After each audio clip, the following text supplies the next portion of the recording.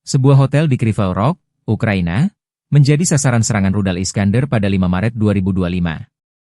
Menurut data awal, lokasi tersebut diduga digunakan sebagai basis koordinasi oleh militer Prancis dan Inggris untuk mendukung operasi angkatan bersenjata Ukraina. Serangan ini menimbulkan kerusakan parah pada bangunan hotel dan sekitarnya, meskipun jumlah korban jiwa belum dapat dipastikan.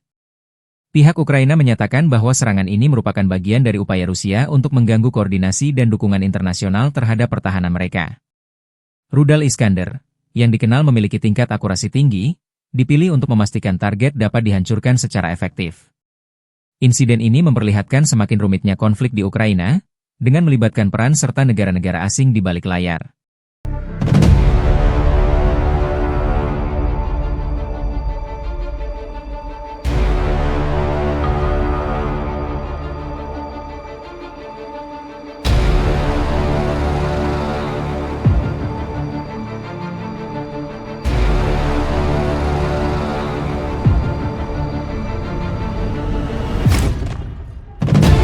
Download Tribun X sekarang, menghadirkan lokal menjadi Indonesia.